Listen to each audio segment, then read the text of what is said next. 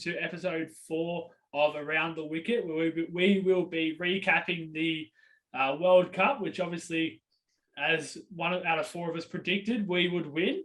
How are we feeling, boys? It's been a few days now. We still pretty pumped, or still pumped? All the jockeys. That's nothing unusual though. So yeah. Good names. We just won the World Cup and we're getting crickets here. So, all right, now it was a good win. We obviously were all at Crown to enjoy it. And yeah, I mean, it was very unexpected, obviously, at the start of the tournament for 3 out of 4 of us. But just to win the T20 World Cup, especially with, I think it was 6th or 7th or something like that, going into the World Cup, and then to win it is pretty remarkable, to say the least. We'll run through our... You go. I think we're all quiet because we actually didn't know how to feel. Like, I know for myself, early hours of the morning, I was sitting there with you boys, and don't want to go into it too deep, too early. But at the innings break, I reckon 2 out of 4 of us were writing us off completely, retiring Starkey, ready to walk out. Yep. And then as soon as the Bison started hitting a few boundaries, you guys were completely the other way. And I remember just sitting there. I didn't know how to feel. I didn't think we'd ever get to the final, let alone be in that commanding of a position to win it. Like being, I think, what were we, like 2 down for about 130. And I was sitting there, I didn't know, I was sitting next to Jye. You could probably remember that I wasn't saying much and I wasn't really looking at the screen. But yeah, like then we went off, I just didn't know how to feel. It's a weird feeling because obviously it's our first one ever. So it's pretty special. Yeah, absolutely. Yeah, I mean, in the end, we'll get to it later on, but in the end, it was actually pretty comprehensive, really. I mean, I don't know, like 2 overs to go, or whatever, but 2 out or whatever. And but yeah, do we want to run over our predictions really quick then before we go into each game individually? Do you remember what your predictions going into the tournament was? We'll go with you, Aiden. Do you remember yours, mate? Yeah, so obviously, like I've just sort of mentioned, wasn't too confident in us. I think not many were around the world, even the experts. Obviously there's a famous post going around at the moment from Zamps quoting Vorney, saying we're absolutely no chance of winning about 5 nations ahead of us. And then, we went through it only losing once, including finals and taking it out. So, but at the start, having lost to Bangladesh and having watched us in the short forms just be skittled every single game almost, really doesn't drive you any confidence. And then, like we'll touch on later, players like Warner and Finch and Maxwell, like you think they can win it for you, but you're not that confident because especially Warner hadn't been doing it before the tournament. But I think I picked India to win it, which, going back now, it sounds hilarious to never make the finals, which makes the win a bit sweeter, in my opinion. But yeah, I just thought, part of the world, they dominate, and they had the IPL just recently. They had, basically the pick of the draw, easier pool, and I picked them. And then I had top run scorer, I had Glenn. I thought he'd go close, and like I said, I was backing him and punting on him the whole tournament, and he never really delivered with the bat for me. But he was important enough. And then most wickets, I think it's the only one most of us hit was Zampa, and I think, in my opinion, he was our most important player, and he didn't end up taking the most wickets for us. Capped off with 5 against Bangladesh, I think. So he was outstanding. Almost had a hat-trick too. Almost. Speech, do you remember what you had, mate? Yeah, so I, once again, as Aiden said, didn't have much confidence in the Aussies. Just the form was atrocious. I know we didn't really have our team in for most of the year for the short form, but just our players, other than Maxwell, weren't really in form. But yeah, to see the Aussies take it out, obviously, was amazing. So I had the Kiwis getting up. I saw it as a dark horse pick. So that was not too bad a pick compared to, I guess, India, but obviously still not correct like some. And then I had Glenn as well for most runs. I just thought his IPL form, he would have kept that going. He didn't. But didn't matter in the end, I guess. And then I had the Hoff for most wickets, who was our second most wicket taker behind Zampa. Awesome, pretty close, mate. Jye, do you remember what you had, mate? Yeah. So like the rest of us, I think, except you, Sammy. And and I'll put my hand up straight away and say I gave us absolutely no hope. Just the form we were in coming in was awful. Batsmen out of form, bowlers underdone. The subcontinent is not usually kind to us. So we had everything against us. So I had India. For me, it was theirs to lose. And thankfully they did. Most runs, Glenn Maxwell again. He had good form coming in, and I thought he would have done a lot more. Disappointingly, he didn't. And yeah, Adam Zampa for wickets. He was fantastic, easily our best bowler. So yeah, you, Sammy? Awesome. Yeah. I had Australia. So I knew from just the get-go. No, I'm kidding. I was probably more heart, I guess, that I went for Australia. It wasn't really loaded with confidence, but obviously it prevailed, which is really good. I think I had Marsh as well, maybe most runs, or at least to have a bit of a crack, which, well, I'm going right so far, aren't I? I mean, done really well, which is really good to see. Then I think I might have had Hoff as well, from memory as well, which sort of the second leading wicket taker, I think. So done a solid job, but Zamps was incredible. All right. Also, sort of say sorry to David Warner. That was pretty. I think we all probably wrote him off quite early. I know I definitely did. Especially going off the IPL, I wasn't say form, but he didn't play. So going off the back of that, that was just incredible. Obviously, I think he took player of the tournament. Player of the tournament, yeah. Which was happy to sit here and say that we're glad that he proved us wrong. So yeah, absolutely. I did think we should bring up in a few times we didn't discount him fully. I think at one stage, I think maybe after the first game, I was sort of saying maybe he should just give it up, but we didn't discount him fully. We did say, I remember at one stage we had a conversation that Warner and guys like him and Marsh and Smith, I know personally I talked a lot about Smudge, but Warner as well, we did identify them as tournament winning players, because when you think about it, in my opinion, and it might be bias, David Warner is one of the biggest tournament winning chances in world cricket. Like, I don't think there's many other players that win you World Cups when they're on as much as Dave Warner would.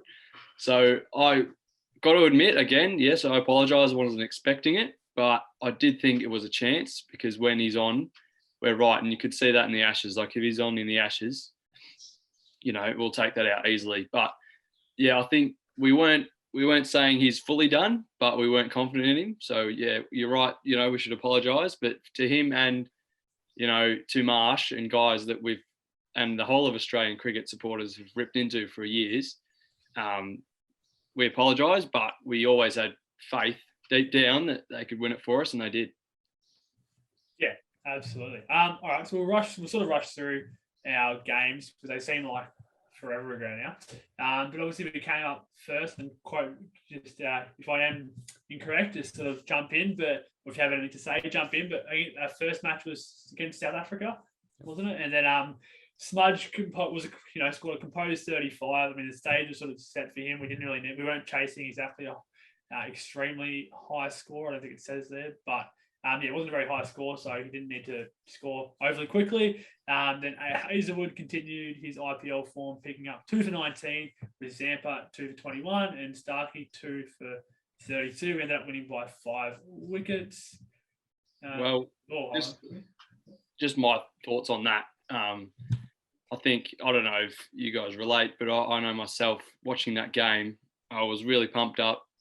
Again, like I feel like we always do going into series or tournaments, you just hold out hope that things will change. And watching that game, we bowled first and we absolutely skittled them.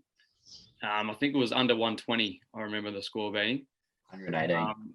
And 118. And I remember just sitting there thinking, well, that's amazing. Like, we take that, but it's the Australian cricket team. This always happens. We're always carried by the ball. It's always the bowlers working their absolute butts off, skittling teams to under 150, getting the job done, and then our batsmen come out and, barely win it or don't win it.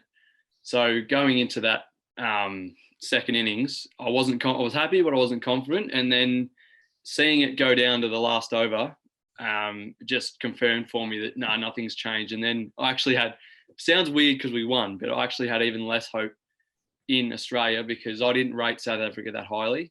I thought they should be an easy beat, which in the end they were. I mean, it's 5-wicket win.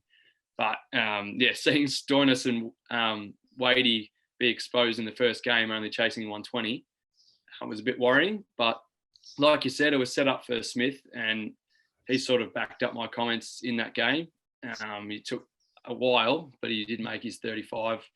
But then, I think characteristic of his whole tournament really was he gets there, but then he tries to play a big shot. He goes out. So he ended up confirming the other part, which is I don't think he's a really big power hitter. I don't think he ever will be. I think that's sort of past him. So I guess he's a question mark in T20s from now on. Yeah, I mean, I think Shane Warne came out and said something very similar, didn't he? He said that he's just not a T20 player and he would consider dropping him. And then apparently he flipped on that a few weeks later or a week later, whatever, I don't know. But I think it's probably a fair shout, though, because I don't think although this was a good innings and probably arguably may have lost without it. But I don't think he's really a T20 player. What do you reckon, Jye? Yeah, I think, I don't know if you guys remember when we selected our best 11s, I mentioned that I struggled to even find a spot for him just because, we didn't have much else there. T20 is just not his go. He was handy in the first couple of games when we lost an early wicket at 3 or 4, just steady the ship or whatever. But then for the rest of the games, he was thrown down the order and sometimes he didn't even get a hit. So, I mean, that just tells the story, doesn't it? He's not explosive or anything like that. Going into the future, it's just Steve Smith's just not in our side for me. Yeah, I think it's the emergence of Marsh as well, because we haven't had a solid number 3 in T20s for a while. They tried Smith at it, and he can steady the ship, and he's brilliant in run chases like that are less than a run a ball 120. Perfect for him because he doesn't have to hit any big shots. He can just bat like he would in a one-dayer for the first 20 overs and just, make the runs by milking it out. But he can't go. But now Mitch has developed that he can steady, because you saw in the final, Mitch stayed there for a little while. I mean, he hit the first ball for 6, and that's amazing. But he can stay there because often what Marsh used to do is just try and hit every ball for 6 and then he'd go out for less than 10. But now that he can do that, they did push Smith down to 5. And Steve Smith's not a number 5 batsman, especially not in T20s, because he can't hit the ball for 6 from ball 1. So, I agree. He might find it hard to crack into the team from now on. Yeah, and before we go to your speech, I'll ask you the same question. And then also I'll throw this in terms of, are we almost, not to sound harsh to Smith, are we almost wasting that extra all-rounder or bowler or like an Agar or something like that we could be bringing in to have that extra bowling option, considering Smith, besides that one innings, he done well, but he didn't really bat at all, as Jye said, got pushed down the order, barely batted. Then I think he went out, I can't remember which game it was, that stupid shot where he just didn't need to do it. He said to stay in with Warner, which is literally something he should be able to do really well. Are we almost, I've got you, Jack, are we almost wasting a position that could be used for someone else potentially? Yeah, I agree, especially with that 5th bowling option. We kind of got a little bit stuck in a couple of games there bowling with Maxwell and Marsh, because Marsh, obviously amazing batting series, but his bowling was definitely not up to standard. So we were just kind of losing a few overs there on that 5th bowler. So I think you're probably right. If we did have another sort of bowling option, we can kind of save another couple overs with that 5th bowler rather than, taking the 12, 15 run overs from Marsh and Maxwell. And then, as I said, Smith, not a T20 batsman at all. So I do completely agree with that we could have another like Agar or someone in for another bowling option. Well, that's it. As you said, Marsh, although he batted brilliantly, he didn't really bowl overly well. And Stoinis, I think he barely bowled at all. Really. I was just going to say, can anyone remember if Stoinis bowled? Yeah. I remember him bowling. A little bit, but not as much as you'd probably expect. Obviously had that injury. Yeah, exactly. All right, sweet. So then we moved on to Sri Lanka, which is a fairly comprehensive win, winning by 7 wickets with about 3 overs remaining. David Warner, 65 of 42, so decent innings by David. And then Zampa, 2 for 12 off 4 with 2 wickets also going to Stark and Paddy Cummins. And do you remember anything from that game, boys? Anything you want to add? I think when you look at that, I remember watching it. Can't remember if I watched it live. I think it might have been one of the 1 a.m. ones. So I definitely watched the replay. But I remember seeing the score and seeing Dave on 65. And I remember just thinking, okay, yeah, this is the one where he comes out against a, middle to bottom team and just whacks it around and everyone's like, oh, he's back. And I think it sounds like I'm very skeptical of our team. It takes a lot. Like I've got high standards, but it's just that I've been let down so many times that I just don't have it in me. Like my instinct is to think the worst. But it was a great innings from Dave, and it just showed that he doesn't care about the negativity or anything or his recent form. He just goes out there and bats aggressively, and I think we discussed that as well. Or I might have made the prediction that he can actually thrive off it. And I can't remember who it was. I think someone came out just recently and might have tweeted or said in an interview about how everyone got into Warner, and it actually is like poking the bear. And that's a great analogy because, they call him bull. He's just a nutcase and he just bats aggressively and he doesn't care. And I think he would have actually seen it all and he would have just been like, nah, I'm just going to go out and be myself. And, that's what he did. And I said that he's one of the senior guys and he needed to step up and he might enjoy the negative talk and it actually helped him. So it wasn't a surprise, but I didn't believe in him at this stage after the Sri Lanka game. Yeah, absolutely. And I think, he came out as well himself. I think Jack might have sent it through. I can't remember who it was, but then he came through and he said that before he'd scored any runs really at all and said that he found talks of him being out of form laughable or something along those lines. Which you need some balls to come out and say that sort of stuff when you haven't really scored any runs up until that point. So, but then it can be that sort of case where you feel like in the nets you're hitting them well. Then you go out there and just an unlucky shot or whatever it is that happens, but you feel like you actually are in form, which is probably what had happened. Jack, Jye, do you remember anything from this game, mate? Or well, I just want to put a finishing touch on the Dave Warner thing there. That sort of innings against a lesser team, no disrespect, is probably something that that was all he needed. Just to get some runs, find some confidence, and he's away, as we saw for the rest of the tournament. On the game itself, we did what we had to, kept them to around 150, chased it down quite comfortably, and I was still unsure at this stage after the 2 wins. Like, we were just sort of cruising along, winning the games that we thought we would. So for me, I was still, after 2 games, very unsure. Speech? Yeah, as I said, just did what we had to do. Not really much else. Really say about that. It was obviously good to get a win and a convincing win after really struggling against South Africa in that run chase. And not much else really to say about that. Just it was good to get the win. Yeah, it was good to get that win. Really good to get that win, and then move on to the next game, and that was very much a letdown. I'm not going to say it was unexpected that we lost as such, but the circumstances around the loss and by how much it was, the margin of it was quite substantial. Obviously, moving on to England, where they won by 8 wickets with 50 balls remaining. Aaron Finch, 44 of 49, is probably the only batting highlight apart from Paddy Cummins, who came out in his first 2 balls for 6, which is pretty impressive. And then he got bowled out by Jordan straight after it. But did you guys watch that game? Very much from it, or I didn't. I think I had to get up early the next morning and drive from the city. But it was one of the 1 a.m. ones I didn't get to see. But I saw the result, and again, instantly I was just like, looked at the batting card, looked same old, and then.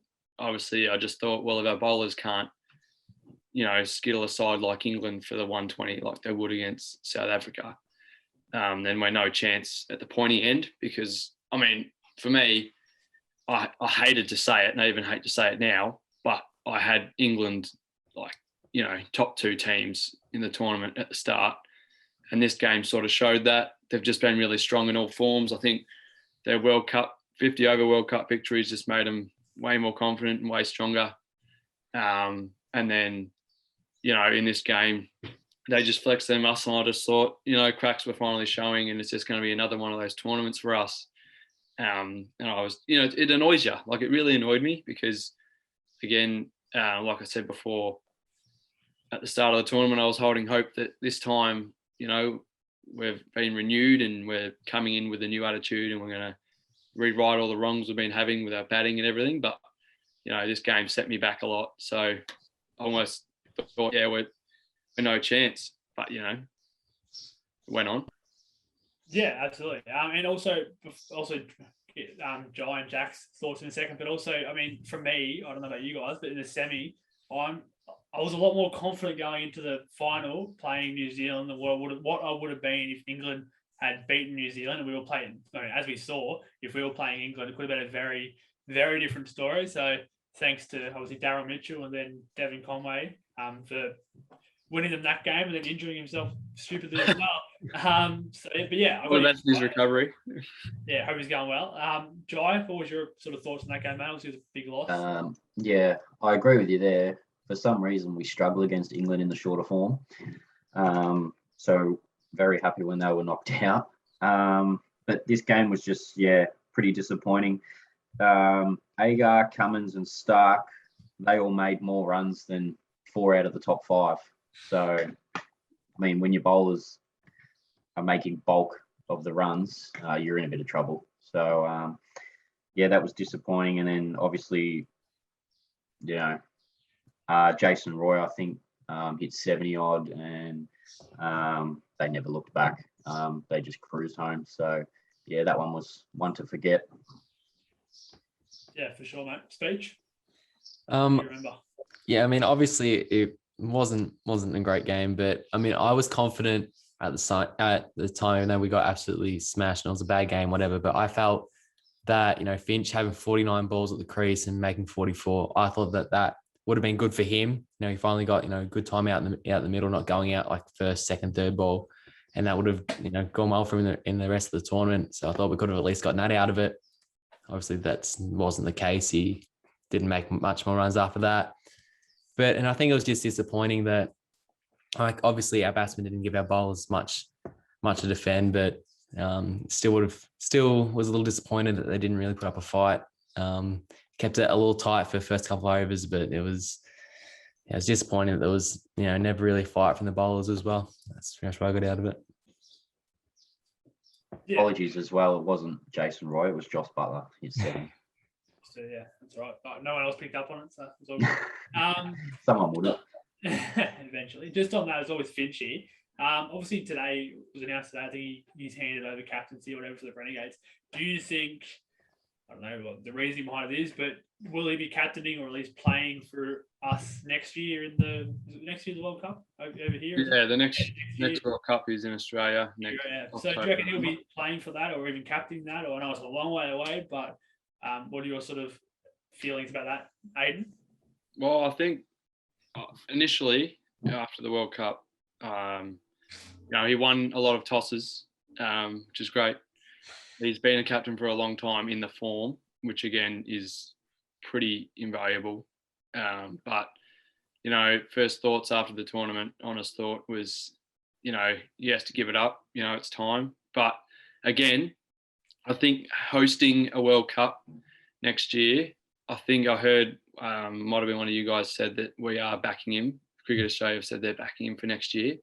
And honestly, I think that's fair enough. I think if you want to defend your title in your country, you're probably not going to bring a brand new captain into that. That's probably a pretty silly idea.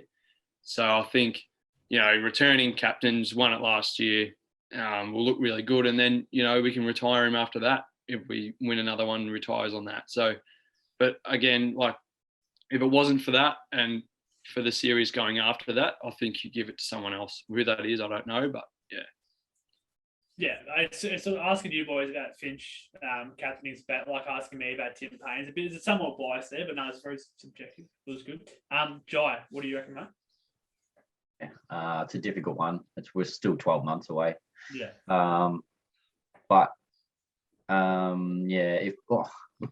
Depends what sort of form he's in. You have to look at it that way as well. I mean, his form wasn't great with the bat, and he knows that. And if he's badly out of form this time in next year, it's going to be looked at. But yeah, I don't see a reason why he won't be. And he plays well here in Australia. So hopefully, yeah, he is the captain next year in the World Cup. When is the World in terms of timing? Because obviously you've got the BBL coming up as well, which obviously we'll get through all of that, and then which is which would obviously help quite a bit. When actually is the World Cup? World Cup is October, November. At the same time, yeah. Yeah, so I think. All right, so another thing I'll add is it depends as well. If Save, since he's given up the Renegades captaincy, say if we get into the next T20 series we're in and he says, I don't want to do it then, or like if they give it to Paddy, like obviously Paddy's most likely going to be next up. He's vice captain at the moment. I don't know if they will, but say they do. If he captains a few series before it, I'm all for it then. Because then obviously if Pat's captained a few, then Finch is just another opening bat. And like Jye said, if your opener's not in form, you're not going to pick him for a World Cup. Yeah, up to a point. Speech, what do you reckon, mate? Yeah, I think I totally agree with everything that's been said. It'll be tough to throw in a new captain when you're defending a World Cup's not so bad if you got knocked out in the group stage. India, they changed Kohli from captain. But yeah, I think he stays unless he doesn't want it. Obviously, Renegades, Nick Maddison's our new captain. That's a story for another day. But yeah, I do like him as captain. I think strategically he's a very good captain with his field placements. So I think he's got that going for him. And obviously, won the toss in the two most important games of the tournament. So yeah, he's a pretty good captain in my books. Yeah, sure. Yeah, champion Aussie cricketer or short form cricketer anyway for a long time now. After the BBL as well, so quite a while after. Well, give it a form into him. Form aside, he is a very good captain. He's a good captain, yeah, for sure. Yeah. He's very good with his tactics and all that sort of stuff. So yeah, it'd be interesting if we were to play a game without he and Smith, because I know, like say in the Test arena, if you took Payne away, but Smith's still there, a lot of the same stuff would happen. I think me and Sam had this conversation watching the final, because there's actually nothing stopping any player from making captaincy choices on the field, as long as Aaron takes the title and does the toss. So I know Aaron does make a lot of direction and he is an awesome captain. I know, like you see that with the Renegades, he obviously does that without Steve. But, on the world stage, I think if Steve has anything going for him in the T20 stage, it is his knowledge of the game and his ability to call things and changes and whatnot. But it's an interesting one to see how much control Smudge still has over all the sides. Yeah, for sure. And also with the World Cup timing, I haven't looked into it at all, obviously. But with the BBL, obviously, that's certainly pushed back, or it's going on at the same time. Is that hence the T20, the Renegades captaincy, obviously get a season into Madison, and then whatever happens after that? Because obviously Finch won't be able to captain if he's playing for Australia at the same time, or is it going to be after? Like, how are they doing the fix, like the scheduling and all that sort of stuff? Is it just straight after the BBL, I'd imagine, or I wouldn't know. You'd think you get pushed back quite a bit, yeah. the BBL doesn't start till December. mid-December. Yeah. Which is a bit earlier this year, but normally it's mid-December. Yeah. And here in Australia, they obviously won't have the grounds available till the AFL season's finished. Yeah. So it's going to be squeezed in to that October-November period, and not clash with obviously the AFL and then our home summer of cricket here. I'm almost certain that the final date was on or around the 17th of November. So that should give them heaps of time to warm up into the BBL. Yeah, for sure. What'd be more concerning for me is we're pretty likely to have test matches running almost directly after the World Cup, I'd say. Yeah. Did you also see the another sort of off topic, but the IPL now is just getting extended by, I think it was 8 weeks, obviously 2 different installments because of COVID, but it's gone from 8 weeks, I think, to 10 weeks now. They're just extending it all, which is going to apparently just throw everything just out terribly in terms of international cricket scheduling and all that. It was only 2 weeks, but this in terms of scheduling, apparently it's going to cause a bit of mayhem. But big dollars, more money being pumped into it. Apparently it's like 13.5 billion or something like that, some ridiculous amount anyway. So, but apparently that's being extended, so that'll be interesting to see how that goes. They got to pay all of the West Indies Test team. All right, so moving on to the Bangladesh game. It's a bit like Carlton. It was down, so we're up, and then we're down with the England, and then obviously quite a good win against Bangladesh, and showed the Tigers that with a full strength team, we obviously were the better team with an emphatic, how do you say it, win, restricting Bangladesh to just 73 runs, with Zampa taking 5 for 19 from his 4 and almost snaring a hat trick in the process. Come on, Wadey. It was a tough chance from Wadey, I reckon, but No, that did, Matthew. 2 for 8 for Hoff and 2 for 21 to Starkey.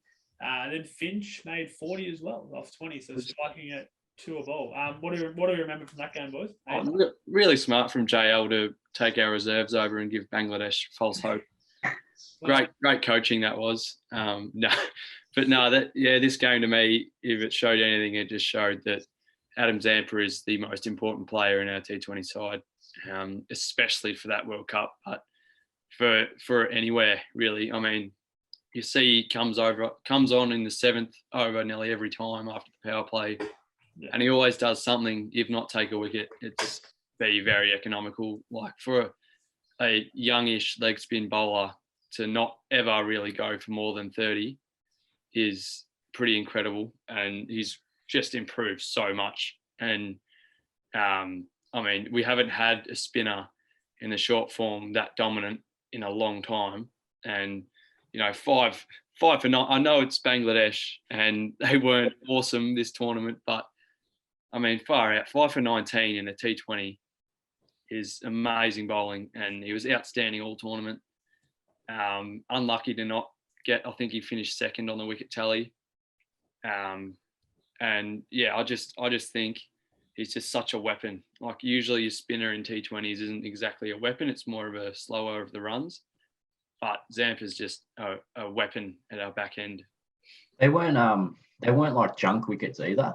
They were actually bowled beautifully, like LBWs, caught behinds, one at first slip. So he just put the ball in the right area, and it wasn't like the batsmen were trying to hit him out of the park or anything. It was just the way he bowled. It was beautiful.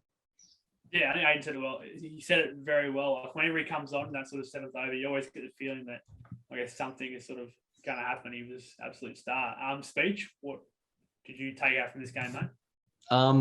Yeah, I mean, it was just nice, you know, to have a nice quick game. I mean, would have been nice if it was one of the 1 o'clock ones instead of the 9 o'clock one. Get it out the way in, you know, an hour and 45 minutes. But no, it was just good to have a, you know, an all-round consistent performance with both bat. I mean, we only chased like 80, but you know, still did it convincingly with the bat as well. And it was just a great performance with the ball and Zampa. I mean, not much else to really be added on that. It's just a superstar. T20 bowler. Awesome. Well said, mate. Then we moved on to another team that everyone sort of had as, you know, up there, if not winning it, certainly top 2 or 3, one person in particular. We also farewelled Gale and Bravo, I believe, in this match as well. They started pretty quickly, West Indies, but were losing wickets fairly quickly as well. So it's 3 for 35 after 3.5 overs. Pollard came in handy later on, making a solid 44 runs to boost the Windies total to a sort of semi-respectable, I guess, 157, which is, you know, solid enough. Our ever-reliable pace bowlers, economy rates weren't, although Hoff, did snag 4, he did go for 39, which was obviously quite a few, but taking 4 wickets. Zampa had a rounder performance. We've spoken about him quite a bit, taking 1 for 20 from his 4 overs. Do you remember this match sort of before going to our second innings? And how confident were you going into our batting innings? Aiden, do you remember, mate? Yeah, I think we were watching this as well together, Sammy. And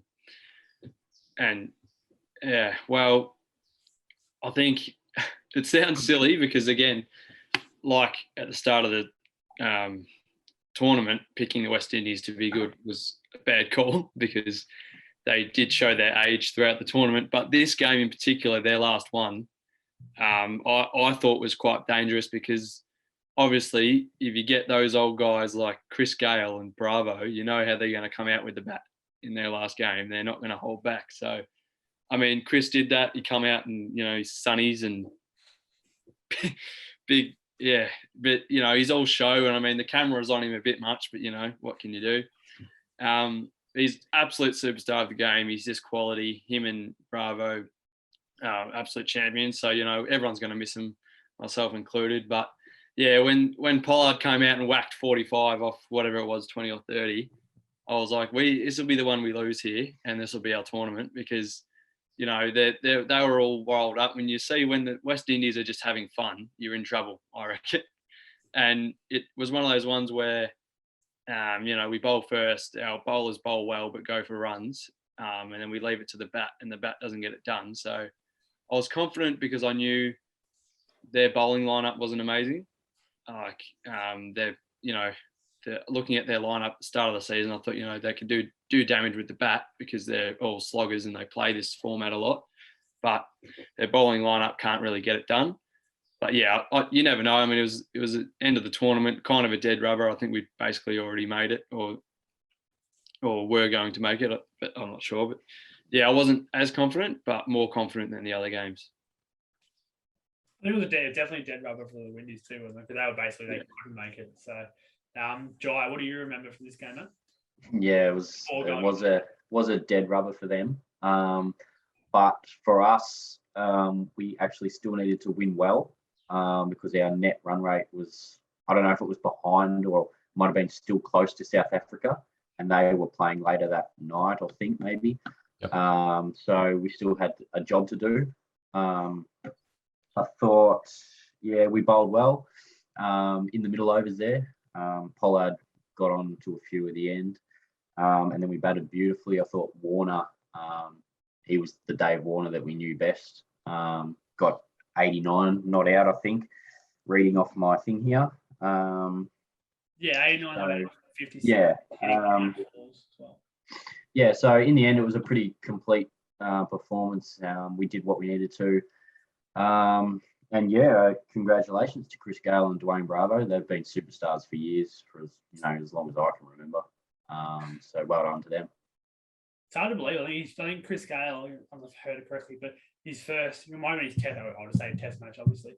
Because his test match average is actually fairly solid. I don't know if you've seen that, but he was playing in the late 90s and he started, so something like that. So he's been around a long time. We obviously make fun or take the piss a little bit out of his age and he's a bit of an older fella. But yeah, I mean, I didn't believe that 90s. So that's what I was. He even said, I saw after the tournament, that he might not be done yet because he wants to retire in his hometown. Yeah, that's what I was saying. So yeah, you might see even more of him. I think what is he, 43 or something? It's just crazy. But a bit like Shane Mumford, we'll see him back a few times. Speech, what do you remember from this, sort of before we get into the batting innings, and how confident were you, and what did you take away from it, mate?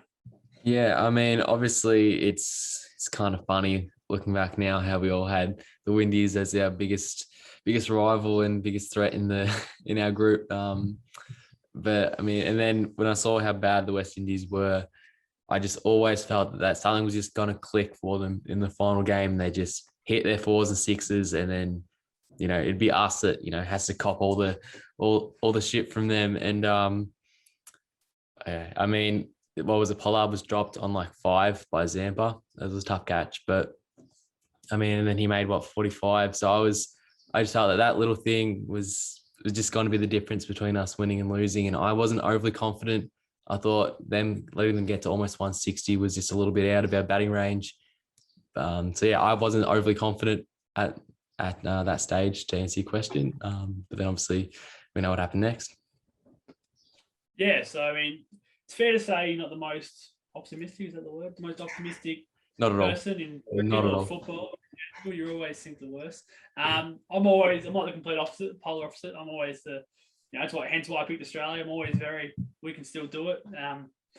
But yeah, so then obviously, I was still pretty confident we're going to get it done.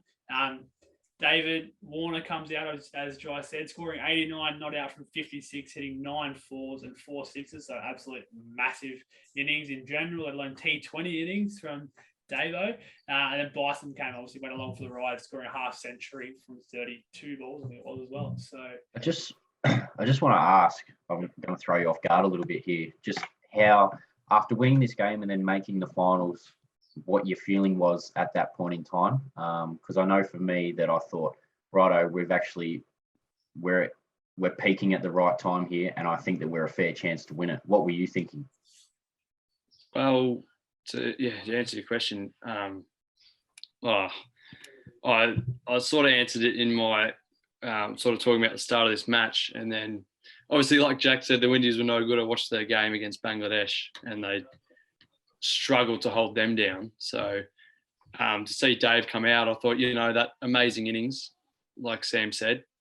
But I mean, I didn't rate the bowling lineup, but it's funny to look back now because seeing Dave make a big score and seeing Bison make good runs too should have been like, it's foreshadowing really, because it happened in the final. But yeah, to answer your question, Jye, after this match, I thought, amazing that we're in. I mean, I thought we'd lose that game to get us in. We really needed it because South Africa would have made it if we didn't win, I think.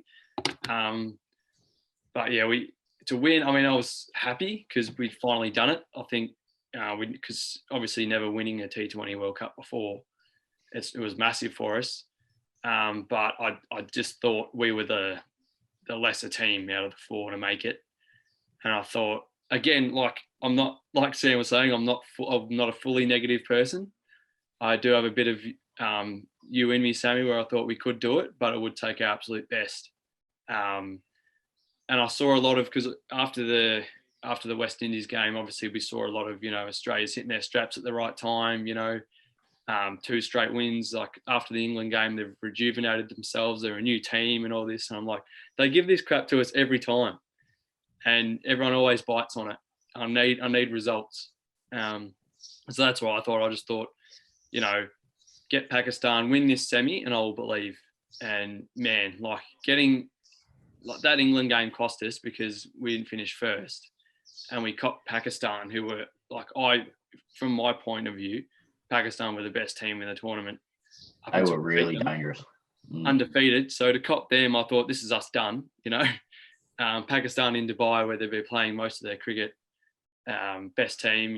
Amazing bat, amazing bowlers. So I was worried, but I thought, what, the best Australian cricket gets this done. So yeah. Yeah, look, I was just happy. I was just happy to get to the group, get past the group stage. To be honest, I didn't think we'd get there with our group. Obviously, big shock. I wasn't confident in us. Who would have thought? But yeah, especially coming up against Pakistan, I just thought, with their bowlers, with Afridi and Harris, Rauf, and their batting, obviously with Babar Azam and Rizwan at the top. I just thought it was going to be a little bit too hard for us. But I mean, obviously, I shouldn't be so negative all the time. I guess that's the moral of the story, I think, at this point. Just a year of following Colin, mate. It does it to you. I was pretty optimistic. As I said, I always am, though, regardless if we're playing. So, yeah, I was pretty optimistic that our best cricket could get it done. I think we were peaking, as you said, Jye, peaking at sort of the right time, and picking up that sort of form along the way. And key players, as I said, like Marsh, Warner as well, obviously scoring runs, and Zampa just was consistent throughout the tournament, as he said. So, yeah, I was pretty confident. Would you prefer to play sort of Pakistan, New Zealand, or England? So I'm saying, because I don't know, I would have felt, although Pakistan was extremely good, I'm not sure, as he said in the final, we didn't want to play England. I wouldn't have wanted to play England in the sort of semi-final. I know that's not how it worked out, so it didn't matter. But although Pakistan were really good, I was probably more confident playing Pakistan than what I would have been if we were playing England, in my opinion. New Zealand, obviously not so much because we won. But England, probably I would have been a bit less confident. But I don't know about you boys. Oh, well, we couldn't have played England. But yeah, I know, obviously. But I'm just saying, like, in terms of playing that sort of team, I would have felt less confident. But playing Pakistan, I don't know, I just think it was a bit more confident. Yeah, they do have some great players, though. Like I said, losing that game to England in the pool stage was probably handy because, I mean, like I said, Pakistan were the best team, but I feel like if we had have faced, like if it was the other option, we had to face New Zealand in the final. I mean, they were hot as well. And they, it would have been a really close match. So, but yeah, you never know. But yeah, I thought I was very worried about Pakistan. But yeah, I probably would have been more worried against New Zealand because of how recently we play them and stuff. I don't know. You know, it's a 50-50. Yeah, Pakistan obviously a great team. I mean, you know, one of the best, not the best, sort of opening batsmen, and being even paired, to be fair, because even Rizwan done extremely well. So yeah, they're a great team as well, which we'll get into now. So obviously we won the toss and elected to bowl. Go Fitchy. Pakistan went on to make 176 with a few of our bowlers taking a bit of a hit. Starkey took 2 for 38. 2 important wickets though. So Rizwan for 67 and then Malik for 1, who the previous match, if my memory serves me correctly, was player of the match and scored incredible runs incredibly quickly. Speech is a bit tired, but yeah, so that was obviously really important wickets. Then 1 wicket each to Zampa and Cummins also, I believe. So we're chasing a solid total of 176. We needed to get off to a quick start, which unfortunately didn't really happen. Finchy did go for a golden duck. Then Marsh comes in and steadies with a sort of solid, I guess, enough 28. Sort of trying to pump this up as much as I can to get to my main man, but it's not looking great for the Aussies. And then Stoyan comes in, your boy, with all these 5 down, needing 81 off 46. You know, big task. Still confident, always confident. I literally called up, gamble responsibly, called up when they were paying $4 or $5 and not looking like winning at all, and had a bit of a go. But yeah, gamble responsibly. But yes, we started whacking them a bit, needing 81 from 46. Story scored, was it 40 off 31? Was it 2 4s and 2 6s? And then Story done well. Then obviously the real hero of the match flexed his muscles and got the job done convincingly. Matthew Wade scoring 41 from 17, hitting 2 4s and 4 6s, taking home the player of the match. What a superstar. Am I right? Correct. Massive game from the little fella. Massive game, absolutely. And then also the week after, just to see him in the goggles, he deserves it. Jye, what do you remember from this match, mate? Being a big semi-final. Where did you watch it? How did you feel about Wade? Where to start? Start with Wade if you want. So I wanted to watch this one really badly. I had work early in the morning and I thought, nah, I won't watch it. And I'm glad I didn't, because I would have been like a mess. So yeah, I've watched it about 10 times since. God, I think Pakistan, their top order, made runs as they have done all tournament.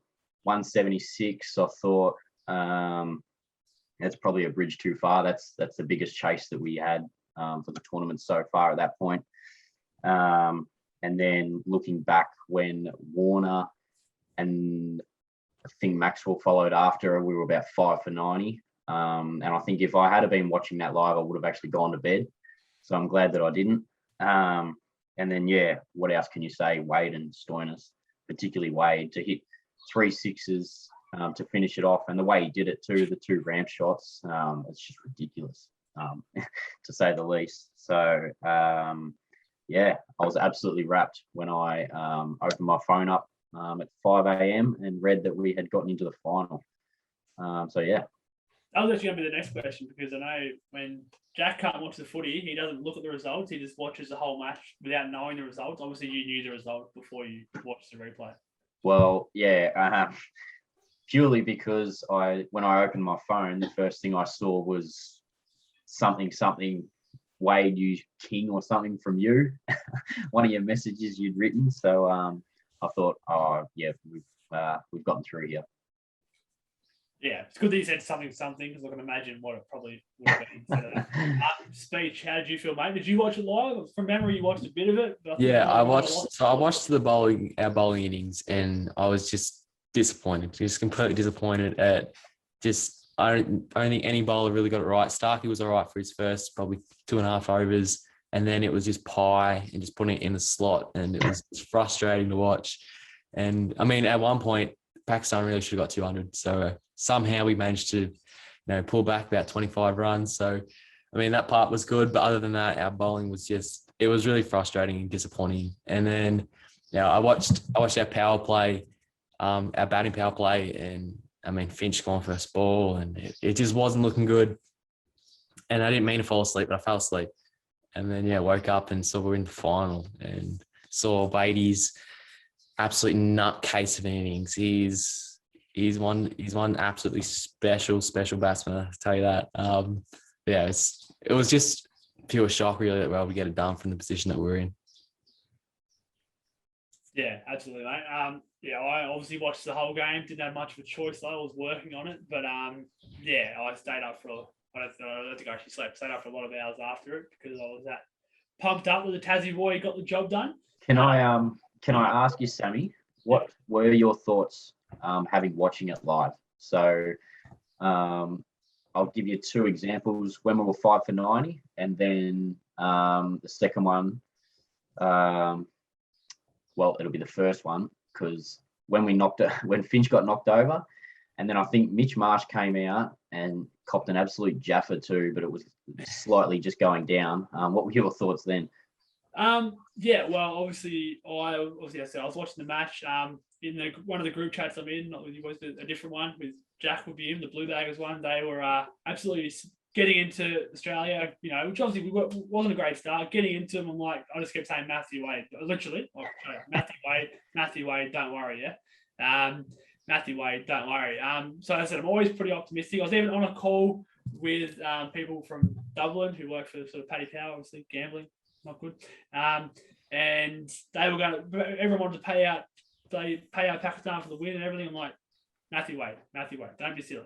And then I'm optimistic to the point where it's stupid. I'm stupidly optimistic, but I've always had that sort of glimmer of hope. Obviously, I was like, it's not ideal circumstances, but I mean, I've seen him for the Hurricanes. He gets the job done. He's an outstanding batsman, especially T20. So always had that glimmer of hope, mate. And look what happened.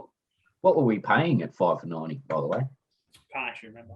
I did put a bet on with 365 at about $3.50, I think it was. And that was around that time. I mean, not exactly, maybe a little bit before, but as I said, mate, always confident. Always confident. What about you, Aiden? Were you as confident, mate? I mean, you would watch the replay, I assume. So. Well, yeah, I couldn't watch it for reasons, but I did watch the whole replay. Obviously, knowing the result was inevitable that I'd see the result because this bloke's aggressively Tasmanian and his bloke played well, so he wasn't going to let us live it down. But with this game, there's a lot to unpack as far as the T20 match goes. As a Test match fan, I always think, that there's more to unpack with them, and they're more, I follow them a bit harder. But this one, it's probably the hardest I've followed a tournament, and the most I've ever had to unpack from a game because so much happened. I was sitting there watching the replay, and Babar and Rizwan were batting so well. I think what were they none for 70 odd before we even took one. The power play was horrible in terms of our bowling. I mean, they were just right on top. They showed why they're two of the top 3 batsmen in the world in that format. I've just got so much respect for Babar Azam. Dude's a freak. And I thought watching it, this is it. Because obviously, I've been saying all tournament, the Australian cricket team gets carried by the ball. And if the ball doesn't stand up, then, our batsmen can't back it up. And then I think they were, 1 for 110, 2 for 110 in the 10th or something stupid like that. And I thought, this is one of those games of cricket where we don't deserve to win one, and they're going to get 220. I genuinely thought they'd get 220 because usually watching T20 cricket, they bat exactly like they were, and then they accelerate in the last 5 and get, double what they were at the 10th. So if you were to double that would have been around the 200 mark. So we did quite well to pull them back. I think I remember watching that Sampers 1 wicket was insanely important. I think he tried to take the ball sort of from the off stump and try and hit him over mid wicket, and it was caught on the boundary finally. I mean, it's watching catches, by the sure hands of Warner get dropped. And I just thought, this is just where the bad luck hits us. And all the people saying that we've changed are wrong. But when Babar went out, I thought, we might be a little sniff. And then to get him to 170, I thought, it's tough. But I think their mindset would have been, these guys should have made 200 and they didn't. So we're in here. Seeing Finch go was tough, but geez, that was a delivery. Shaheen Afridi he's so good. So I remember watching him in that test series, I think over here a few years ago, and he was all right, but he looked a little bit erratic like you do when you're a young bowler. But man, some of the stuff he was putting out there was amazing. Dave did really well again. I mean, he didn't make a massive score, but he stayed in there, which is really important. And like I said, you brought up before, he was really digging in and being aggressive once he'd faced about 20 balls, which he doesn't always do. But he was really digging in for us. And then Smudge came out, and I just thought, you know what, these two are going to stay there and bat. And then Smudge decided he wanted to be Glenn Maxwell, and he just holed out in the deep. And I thought that this might be us. But, and then when the Bison come in and cop the fucking ripper, I was like, wow, I don't know how that was not that is just our luck. Like, we were that lucky that night. It was as lucky as I've seen us in a game of cricket. But yeah, like Stoinis and Wade at the end. I mean, that over, I'll never forget that one over from Shaheen when he came in. He should have had 2 wickets at the start, like that one that was so close to LB, and then I can't remember who it was, but he dropped that catch out in the deep. Like, geez, you feel for him. He had a nightmare, that bloke. I mean, he had just dropped a World Cup final in his hands, stadium full of his supporters. But I was just shocked. I mean, at no point did I think we deserve to win that. I mean, that's one of those games where you have to pull it out your bum to even get close to winning that from where we were. But, Matt Wade, like I've been saying, I think speech sums it up perfectly. He's special. Like, no one else has the audacity to see the first 3 balls in the over be inches off wickets and then go, I'm going to rant this guy for 2 sixes and win the game. Like, every single other batsman in the world would have taken that last ball and just defended it and gone, we'll take 5 off the last over. And he's just gone, no, I'm going to hit this one off middle over my head backwards into the stands. Like, that was the one moment where I thought we deserved to win this. And I jumped off the couch, even watching the replay, jumped on the couch and I thought, we're a sniff here. We can take our first cup because we've got this nuts dude who comes in at 6 and just does this stuff. Like, I couldn't believe it. But you're a sniff here, he says. I already know on the result. I like it. No, even if they did make 200, mate, Wadey would have just had to hit an extra 3 or 4 sixes off the last over. So here's what it is. That's the big thing. We bloody done it with an over to go, which is crazy for you to think about. But yeah, all right. Moving on to. Can I just? Sorry, yeah. I've just thought of something. Yeah. There was a bit of a talking point out of that game. David Warner copped a bit of criticism because he copped a double bounce delivery and whacked it about 20 rows back. What are your thoughts on that? Can I go or do anyone? I'll go first? Yeah, all right, I'll go first then. Personally, can't remember the exact analogies that I used to Aiden, but they were rippers. I didn't see an issue with it. Look, if you bowl a bad ball, you bowl a bad ball. And if he tries to bowl a York or bowls a full toss, do you grab it and go, sorry, mate, have another crack? No, you don't. You hit it for 6, yeah? Just the same as if he releases it wrong and it bounces twice. If he ran to it and got it to it off the first bounce, it would have been a different story. But why not wait for the second bounce, make it a no ball, hit it for 6? I have no issue with it, especially the circumstances around the game where the scoreline was sitting at. But yeah, no sympathy from me. I think it was a great shot and great strength too. Like, that's just bounced twice. You've got to have all that power to clear the road. I mean, you don't have much of a risk because you get caught. But yeah, no issues with it at all. I'd love to see him do it again. Well, yeah. First of all, I'll say that I don't hate Dave for it. I don't think, it's a sin and, well against it. Like, I love that he hit it. It was an incredible shot. He's got JL, of course, his JL supports it, but he's got JL saying it's one of the best things you've ever seen on a cricket pitch. Which, I mean, again, amazing shot. You have to move 4 meters and whack it, off the deck. It was like a good golf drive, really.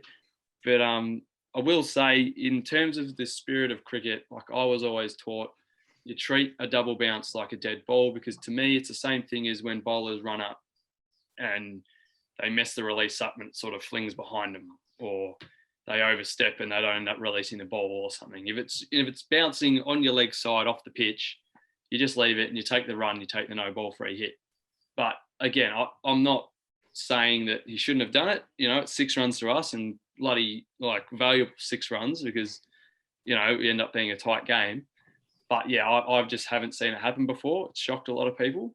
It certainly shocked Gordon Gambier. I think he voiced it, and which made the whole controversy. I'm with what's his name? The Indian spinner that he tagged, which is his name, Ashwin. Ashwin. Sorry, forget about him. He's not that good. No. He's not someone to be asking about the spirit of cricket. Well, I agree with him because he wasn't against Dave doing it either, but he said that, you know, these things, if you're going to say one is against it, then they all are. So, yeah. Yeah, exactly. And the only reason he tagged him is obviously because of the man cave, and obviously I think it was pretty punting and maybe warning, something like that, an opinion on that and all that sort of stuff. It's one of those on the edge ones, but, you know, it's a great shot in the end. So, yeah, you know, we take it. Jye, you asked the question, mate. I'd love your thoughts before we go to speech as well. Well, look, I'm going to be completely honest. If you're throwing down trash like that, and no disrespect, but if you're coughing that up in international cricket, you deserve to go to the journey. And it was only a no ball. It wasn't a dead ball. It was a no ball, and it's no different to a bowler, you know, throwing a full toss at you, and getting the treatment that it deserves. So yeah, I didn't have an issue with it. I loved it. And if you're gonna bowl something like that, you deserve to be hit out of the park. Geez, I had an unlucky night. Like, commiserations to Pakistan. They must have been in pain after that. Like, yeah, but didn't Rizwan get dropped very, very early on by Smith? Warner and Smith were dropping catches, which you never see. But they had that no ball that went for 6. They had lucky for us, they probably had their worst night of the tournament. They had about 6 shies at the stumps and missed all of them. I've never seen luck so one-sided in a match before. Incredible. Well, Pakistan are sort of used to bowling a few no balls, so it wasn't anything different. But what about you, Speech? What was your opinion on the double bounce and no ball hit for 6, mate? I mean, obviously, it's against the spirit of cricket. Again, that's against, you know, so one of those unwritten rules that if, you know, double bounce, you don't hit it. But I mean, you know, it's a World Cup final, and when we desperately needed the runs, you know, definitely not mad they did, you know, get those 6 runs that we needed. The right thing to do probably would have been not to hit it. You know, the correct, proper cricket thing to do, not to hit it. But I mean, we desperately needed the 6 runs. So I think at that sort of point in the game, it's probably, yeah, definitely was needed for him to hit that ball if he was going to dish it up like that. So what you're saying is, in normal circumstances, if we're going to have a comprehensive win, you want him to not do it. Yeah. If it's to win the game or there or thereabouts, then go for it. What I'm going to throw up is, to me, somewhat relative, but I'll see what you guys think. I'm going to go straight to Aiden because it's a counter argument for his. Ben Stokes and Mitchell Starc, I believe. When he threw the ball, Stokes put his hand out, sort of, you know, as a natural reflex, and to sort of just touch the ball away or hit the ball away or catch the ball, whatever he's trying to do, knock it away. And then he was out, you know, handling the ball, or whatever the correct term is. What is your opinion on that then, in terms of spirit of cricket? Because that's obviously a very hard throw coming for you. What do you know, quick, it's a reflex. Yeah, I mean, I'm sure we'd all probably do it.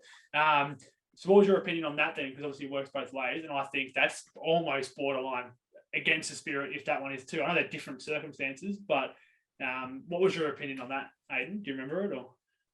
Yeah, going back a bit. Stokes hasn't played for a while.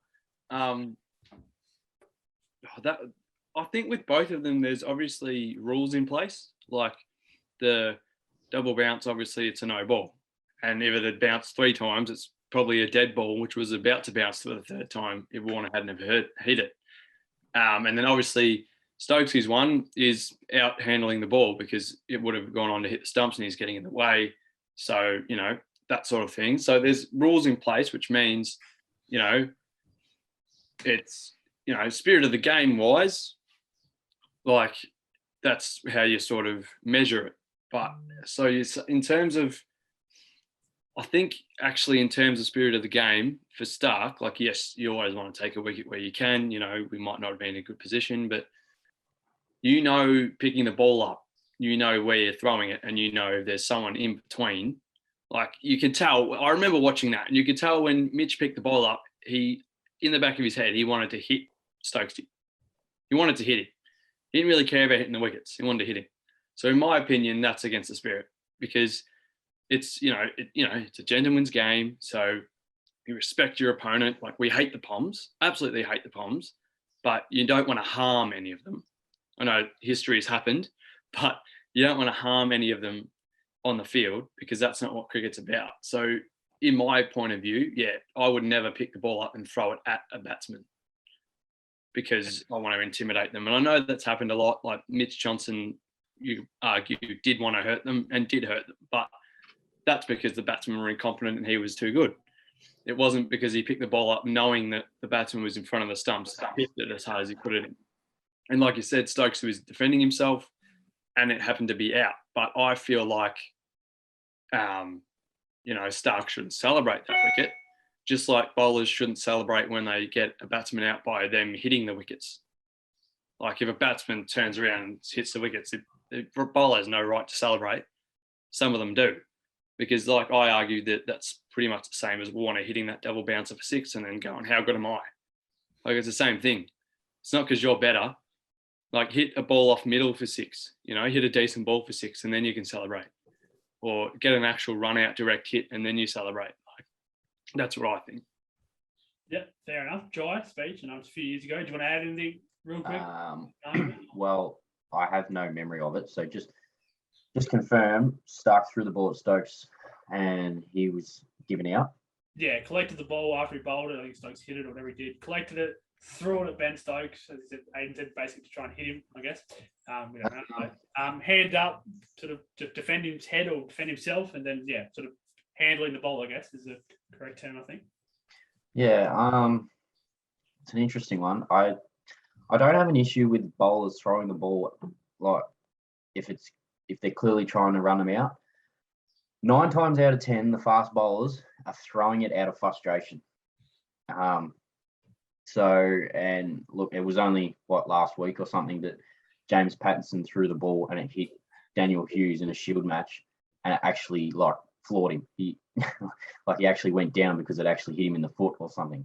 Yeah. So when you look at instances like that, I don't have an issue with batsmen trying to protect themselves because for me, I think Pattinson was throwing the ball out of frustration, and the result was that Hughes actually, copped one.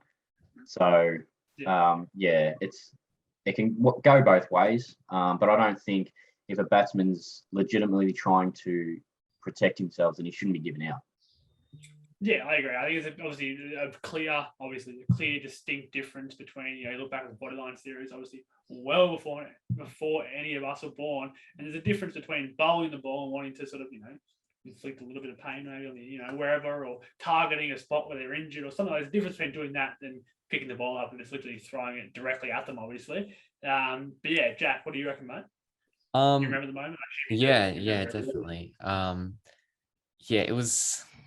I don't think Stokes should have been. I think that's number one. Stokes should not have been given out. I think that was a wrong decision, especially when, I don't know if you boys remember this one, but it was going back even further when we were playing the Poms in a one-dayer and David Hussey was batting and he put his arm out to deflect the throw, and that was given not out.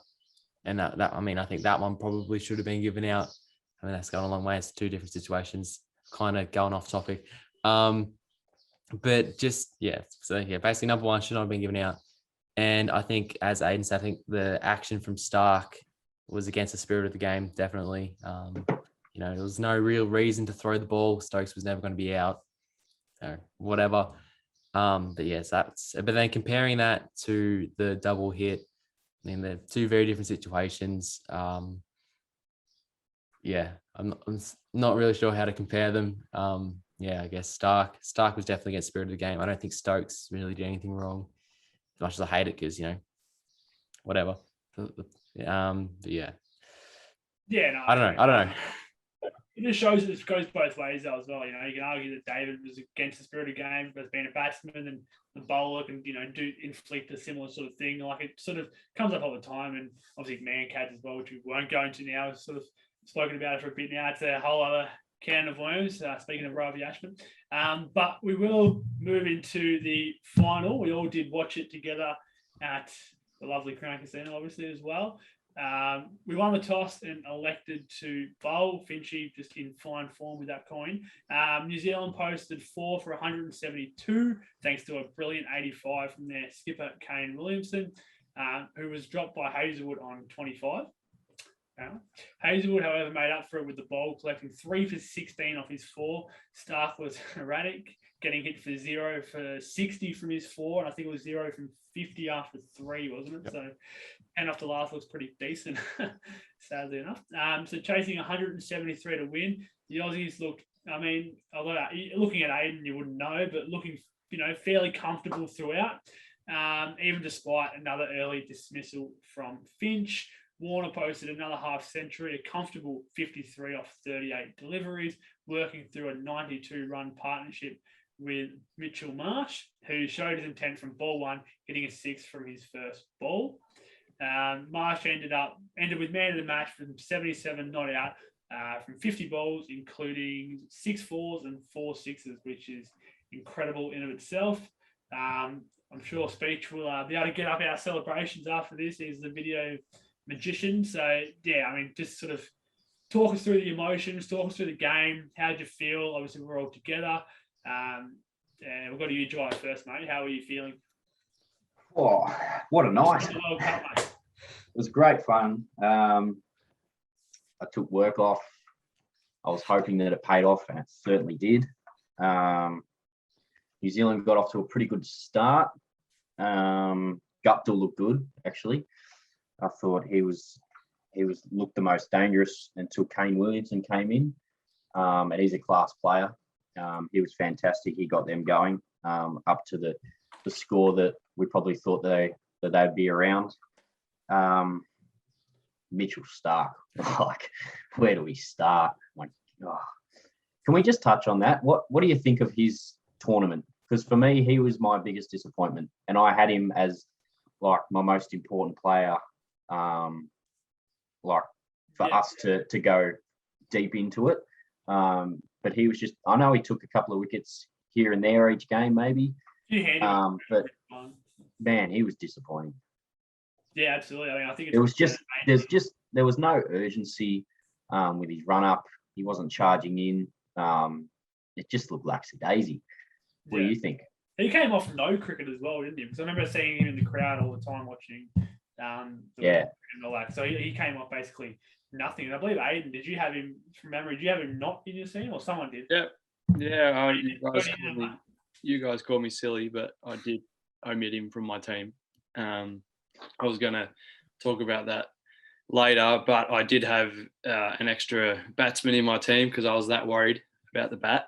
That didn't age well, but yeah, I just thought that everything that Warnie has been saying is correct. Like I saw that Jono came out and defended Stark, saying, you can't say that. You don't actually physically talk to him, Warnie, but he's correct. I mean, we've seen this for a few summers lately. Like he doesn't look like he wants to rip in and intimidate or take wickets for the country. Like he just looks like he's satisfied with just being a quick bowler for Australia. He's happy with the money he makes and he doesn't care about his performance. And it's really, really annoying because his talent, he was supposed to be like the next, Mitch Johnson. He was supposed to have summers where he's the scariest bowler we have. And he's meant to, bowl thunderbolts and, take heaps of wickets, move it around, really come in and want to dominate games. And like Jye said, you can tell when he runs in, looks like he's just there because he has to be, and he couldn't care less the result. Do you think he's got a mindset of like he just assumes like he's just an automatic pick in all formats? Yeah, what he's done, I guess. Yeah. Because going off the T20 a bit here, because like for me, I don't have him in the Ashes team. I've got Jye Richardson ahead of him.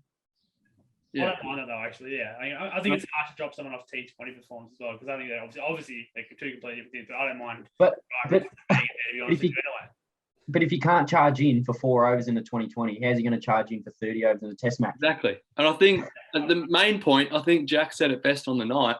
he barely put 2 balls in the same spot in 1 over. So how the fuck do you how do you bowl 20 overs in a test match on day one? Because he opens for us in the test match. So World Cup final to win our first ever World Cup, right? And he's running in and he's putting it everywhere. He can't put it in a consistent spot. Like, I know you meant to change it up in T20 and everything, but even the first 2 balls were absolute dollies. Like, absolute gut to have this, mate. Like, you could tell the first one he didn't want to go at it because it's the first ball. But the second ball, like, I could have hit that for 4. Like, absolute, like, half volley outside off. There was no chance any of them were going to get anyone out. And I know that I stuck with him on the night, or you guys, like, especially Jack, was like banging the table about how bad he was. But I was sticking with him. I thought he'd, get his, 1 wicket that keeps him in the team in his last over. But, none for 60 is not great. But, I mean, that's normal figures when you play New Zealand and in New Zealand. So nothing new, but, I don't have the economy rate sitting in front of me right now or anything like that. And I'm sure obviously he went for quite a few runs, but he took 4 more wickets than Pat Cummins as well. Are we dropping Pat Cummins from the test team, or? I think the difference between Stark and Cummins is that Stark gets his late wickets against bunnies, who were just there swinging the bat in the last over.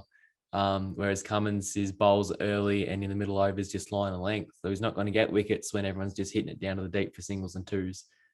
Whereas, Stark's on at the start and at the end where he's going to get wickets. Well, that's the difference. Cummins is just consistent. And especially in a test match, he'll just hit a leg all day. Slightly sarcastic. Obviously, he's going to play the Ashes in the test matches, but I just found it interesting. He only took 5 wickets. But yeah, well, I think, like, to jump on what Jye said, 2 things he said. Like, one, like, yes, like, Cummins is way more consistent. Like we were saying, Stark didn't put 1, 2 in the same place at all.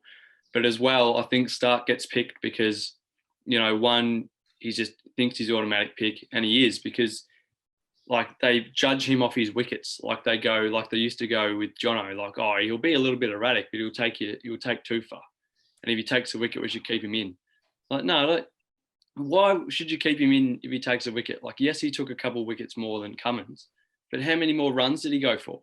Like, what good is it having a guy that might take a wicket, but also might go for 60? Like, wouldn't you want another guy that might not take a wicket, like less of a chance, but won't go for more than 30? Like, that's what I'd like. And at the same time, I think selection over the last few years have been way too focused on the past. Like, that big 3, like Cummins, Hazelwood, Stark, have done a lot for us over the years, like heaps for us, especially in the test arena. But I think it's time that they need to not be scared of change and actually, be courageous and make decisions. Like, obviously, we're just picking at straws here because, we won the tournament and, you can't really give too many negatives on selection because the team got the job done. But, if we were to go into another one, you probably wouldn't. You'd probably, say it's time to make a change. It's time to make some big calls, which I was calling for at the start. But, they were never going to open with Smudge, but that's another story. What about you, Speech? Do you have anything else to add, mate? Or? Yeah, like Aiden, I didn't have Stark in my original 11 either. I had Kane Richardson in instead, which, as Aiden just sort of said, he'd be that guy that he might not get you as many wickets like Stark would, but he'd be a lot more economical and definitely save a lot more runs, especially at the back end. A lot better death bowler than Stark is. But yeah, I mean, as you guys know, I was not very, very not happy with Starky's performance in that final. It was very hard to watch from ball 1, and yeah, it's I don't know, but it kind of feels like it's almost time to say it's enough with the big 3 and, get some new bowlers in there, especially, you cannot be bowling none for 60 in a World Cup final. Like, you can't. It's not good. We'll say, though, hats off to Kane Williamson. Like, he did bowl badly, but what an innings. Yeah, sensational. Great player. Yeah, all right. So we said it for Finch then, so we might as well go for Stark really quickly. Will he be playing in the World Cup next year? Will there be someone completely different? What does the future look like across all 3 formats? Mitchell, Stark, Jye. Well, yeah. No, I just told you I don't have Stark in my test team. I think I'd be going with Jye Richardson at the moment, and giving Stark a spell. He just needs, I don't know, he just needs to go back and, I don't know, play shield cricket, just find his rhythm again. One day, he's a very good one day bowler as well. He's good in all forms when he's on. Yeah. And as far as T20 goes, yeah, we've got other options as well. Like Speech said, with Richo and stuff. 12 months time, it's very hard to say. He'll bowl well. He should bowl well here on our pitches. So yeah, it's too hard to make a call on him at this stage for next year, but we'll see what happens. Yeah, it's an interesting thing for me because, especially for a player exactly like Stark, because didn't play IPL, doesn't play BBL because of test duties, and it's the same for a few of the other players. Don't get me wrong, but a lot of these players don't even play any T20 cricket. Some obviously IPL, but then they just go straight into our T20. So it is interesting because Aiden, sorry. Oh, if you weren't finished, I was just going to add another important thing. Like, I'm not making excuses for him, but I do, back him in. I think he's got potential to be great. So for once, I'm not going to retire someone. And I will say the pitch was doing absolutely nothing. And I think Stark is one of those ones where he sort of doesn't rely on it, but he's a lot better. And, you can see in his body language when pitch gives him something. And you'll know that, when Finch won the toss and chose to bowl, I was livid. I thought he made a horrible choice. And I mean, Kane Williamson showed that. But again, what happened. In terms of Stark, next World Cup, we've got some T20s against New Zealand and Sri Lanka early next year. And I think they will put it past him since we won and everything. And I think he's an automatic pick for that, just the way the selectors go. And if he shows more of that, none for 60 bowling in those series, he's done for sure, in my opinion. But again, if he takes wickets in those series, if he even takes like 5 wickets in each one, I think he's most likely going to be there. And whether he plays IPL or not, like if he plays IPL, that's probably even better. But at the same time, like we've been saying, it is in Australia, and he has been quite good in Australia on pitches like the Wacker or Perth, even Optus Stadium, even like Sydney and stuff like that, and Brisbane. So I think they'll pick him. He'll definitely be in the squad. But like, Speech and I were saying before, I think they shouldn't be scared to drop him and get someone new in, like, Richo. Either Richo or, another younger fella. Yeah, I mean, they haven't really been scared in the past, though. I mean, there's been a few times, hasn't there, when my memory's dreadful, but when he's been running the drinks and all that sort of stuff. So maybe have him in the squad, that maybe try and give someone else a go, but maybe backup option or something like that. All right, Speech, what about you, mate? Stark, sort of next 12 months, what's the future looking like for him? I think with the Australian selectors, they're gonna have him in. I don't think there's gonna be much conjecture about that. I think that's gonna happen. Whether or not it's what I would have and what I think is the best call, probably not. I think obviously he'll play in the Ashes, but if his form is it going to be any good or not, that's obviously yet to be determined. But yeah, for me personally, I don't think I'd have him in the team too much longer. But I mean, this from a selector's point of view, he'll be there. But I agree, mate. Jye, over to you, mate. Wrap the game up again for us. How are you? Yeah. So the rest of the game, Hazelwood was probably the pick of the bowlers. And I know we spoke a lot about Adam Zampa off the top, but Josh Hazelwood was like brilliant throughout the tournament. We got to give him a lot of credit. So New Zealand put on 172. I think we had mixed emotions. We were nervous, we were unsure. I went out, played some pokies just to just to relieve a little bit. But then we came out, and Finch unfortunately just didn't last long. I thought Dave Warner was like really good again. He stood up as he did in both finals. And then Mitch Marsh, whew, that shot he played off the first ball, like that's ridiculous. Like didn't even have a sider, just whipped it like 20 rows back. And if you're doing that, you're away. Like you're in for a big one. He was hitting the ball to all parts. He was the best of Mitch Marsh that night, and showed the whole of Australia what they originally thought Mitch Marsh could be. And he gained a lot of respect, and he gained mine that night, that's for sure. And then Maxie came out and played a little cameo at the end to bring it home. And yeah, that's all she wrote. I wrote us off. I gave us no hope. And we lifted the trophy at about 4 a.m. Yeah, it was absolutely, it was brilliant. And also something you mentioned there, which I think we've got to give a bit more credit to. We sort of mentioned him throughout, but Josh Hazelwood, I think I picked it before the tournament as well. Like just the IPL form that he was in, coming into that was sensational. I think he maybe picked up a player of the match literally right before coming into the World Cup. It was going that well, and which is something we've never really seen before. Josh Hazelwood playing or performing at least in T20 cricket, which is just really good to see.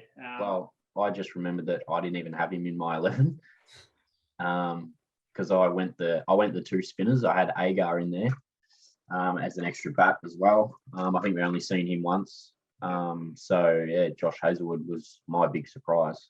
He bowled beautifully. And like you said, Sam, we'd never expected it from him because, like I discussed heaps in the pre-World Cup episode, he was never a T20 short form bowler. He was definitely a test bowler that's likened to Glenn McGrath. And everyone's like, he's just going to be that test bowler like Glenn McGrath. He hasn't got the change ups and everything. And yet, I think pretty sure he took one with like an off cutter change of slower ball, sort of change of delivery. And I was like, wow, he has really knuckled down, worked hard, and he has wanted to come improve himself and be the best bowler in our team.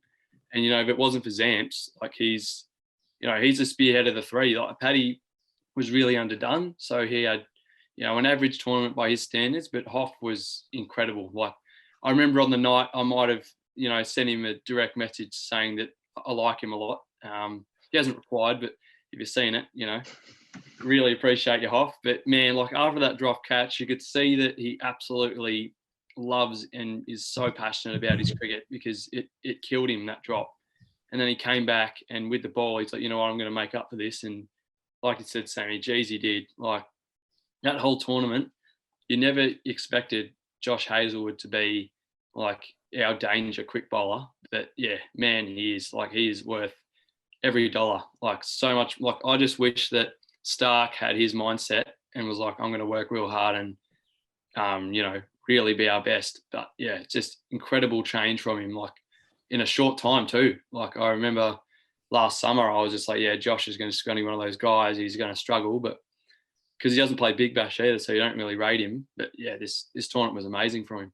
Yeah, absolutely. I've mentioned a few times, the IPL has helped out there immensely because, he played a few games there. It's done extremely well. And then we saw that throughout the World Cup. But yeah, what about you, mate? Since we're on you, do you want to wrap up the game for us as well? Obviously, as we're all together. What was your emotions like? What was your opinions and thoughts on the game, Aiden? Yeah, well, like I said before, Finchy won the toss and chose to bowl, and I looked at the wicket and, Watto was commentating and he kept saying it's real dry and it's real dead. And I'm like, why are we bowling first? But like people have been telling me, you got to chase in T20. That's just how it is. And after that, that semi-final, which I guess is everything that they wanted T20 to be. Like when you create T20 cricket, I reckon that semi and that final is exactly what you want it to be, like spinning image. But yeah, as far as, the bowling innings, I thought Stark really helped him out at the start. I thought he'd back it up at the end, I've still got confidence in him. But I thought the other bowlers bowled well. I wasn't sure about, giving Glenn that many overs. But, you got to get him from somewhere. I think Mitch Marsh was stiff. He sort of got hit around a bit. So I think, the overs from the pinch-in all-rounders were a bit average. But, Paddy was economical. Hoff was awesome. And then, Kane Williamson, like, man, yes, we didn't bowl that well, but that is an innings. Like for him to play like that and lose, like, geez, he's unlucky. And then 170, I just remember, like, all I can remember is the innings break, and Sammy and Jack were going nuts because they were just mad, and Jack was screaming for Stark's head, and you were all worried that they had too much. And I just kept saying 170 is well in our wheelhouse. It's well in our wheelhouse. So it definitely is. But also I knew that New Zealand loved coming second. So I was pretty confident, but, you know, and then to lose Finch at the start, I mean, no surprise. He's been unlucky, but, you know, you almost expect to be one down seeing Australia play cricket. But for the first time ever, I mean, I think I said this on the night, Australia were carried by the bat in multiple games, multiple big games, which I haven't seen in so long. And it turns out that West Indies game was a real, you know, pre-show to the final, because, you know, the Bison was like, oh, that shot. Like, man, I remember sitting there, I was next to Jye, and I just jumped out of my seat. I'm like, how are you hitting that for six that long and that far on your first ball? Like, whip off the hips. Like, dude is so strong. And he's like Dave a little bit. Like, I think he's a confidence player. So for him to hit that, he knew he was on. He was winning this for the country. And then Maxi did what Maxi had to do. I was a bit worried that he'd be stupid and, you know, go out, and then we'd have to expose Storian and Matty Boy again. But you know, that ball when he hit that last one for 4, and I knew it was going to the boundary. Seeing the boys run off the bench, got up on the chair, nearly got kicked out. But man, was a feeling. Like, I didn't, like I said at the top, I did not know what to feel and how to act, because obviously it's never happened before. Yeah, now we've got a T20 trophy to our name, and that's probably as happy as I've ever felt at 4 a.m. on a Monday morning. Yeah, I mean, you said about Maxwell and stupid shots. You know, it's obviously it's what you expect from him. He didn't necessarily put that away either. I think just from memory, when we won the game, even that was that a reverse sweep or something like that? Yeah. 4, whatever. Then all the players, before it even went for 4, all the players ran on the ground, which is pretty sensational. Speech, what's your memories of the match, mate? I think you pretty much covered me in all your stories. Yeah, definitely was calling for Stark from ball 1 to retire. I'll take that back a little bit. Heat of the moment, you know, but it wasn't just Starkey I was going after. I was going after the bowling coach. Who else was I going after? I was going after everyone. I was retiring everyone at some point. No, it was just a bit of frustration, I guess, in that bowling innings. But I mean, we chased 20 more than we should have. Yeah, definitely. I mean, Hoff bowled really well. Zamps bowled really well. Probably deserved another wicket. I think he deserved it. Yeah, it was mainly Stark was the difference. I guess he was, you know, number 60, and I mean, obviously the drop catch of Williamson when he was on 25 didn't help. But that was a rank delivery anyway. Stark didn't deserve to get a wicket off that. But yeah, I was not confident at all heading into the innings. I thought we chased down 170 barely against Pakistan, only for Matthew Wade and Stoyne. I just didn't think we'd have it in us to do it back to back, but I mean, Warner and the Bice did their thing, and I mean, I still always felt all throughout that something was going to happen. That it was, you know, we were going to lose 3 for 5 or whatever, but we didn't do it. And you know, just when Maxi hit that last 4, I just still disbelief that, you know, we actually won a T20 World Cup. Like, T20 is not our game. Like, it's our worst format. So many better countries than us in T20, but somehow we're the world champs, you know? So. Yeah, I would have, you know, you never want to wish the batsman to get out for your own country, but would have liked to see the hero of the semi-final finish it off, but unfortunately it couldn't be the case. But it looked like he certainly made up for it in the post-match celebrations, which is good to see. The funniest part was, like, I reckon for the first 10 overs, when, you know, I think before the Bison came in, like, Sam, if you know Sam, he's a pretty loud guy. He loves to chat. Doesn't really stop talking much. But for the first 10 overs, we could not get a word out of him. And then as soon as Mitchie come in, he's just like, mate, he's on. And then out of nowhere, like, I didn't know where this come from. Like, he must be psychic or something. But didn't say a word until Mitchie come in. But I had this thought before, like, if you had told me a year ago or 2 years ago that David Warner and Mitch Marsh are going to win us a T20 World Cup, I would have sent you to the hospital. Like, and then to see it happen, I was just, finally they've just batted up to their potential, and the team's done as well as they could. And yeah, I reckon, to speak for all of us, we couldn't be prouder. Yeah, absolutely. I mean, just the emotions of after it was incredible, really. Being obviously we can't be there, but next year we'll be there to see us win it next year, which would be good. Just on the psychic thing, the David Warner call sort of let me down a bit there. I think I said he's on as well, and then he got out. Literally, I think it was the next ball. So you said they don't even look like getting a wicket. Right. The next ball. Junior Mark Nicholas, we got here. Literally the next ball. As he They don't even look like getting out. Well, I mean, I wasn't too far off. After that ball, I wasn't too far off. But yeah, obviously a few great performances throughout the tournament. Obviously we said Stark wasn't obviously at his best, but I mean, a win's a win. Just trying to pick a few negatives out of a World Cup win. So we can't be any more happier. Obviously, there's things we need to improve on here and there. I'll run through just sort of like the runs leaders and wickets leaders as well. So Warner 289 with an average of 40, just over 48.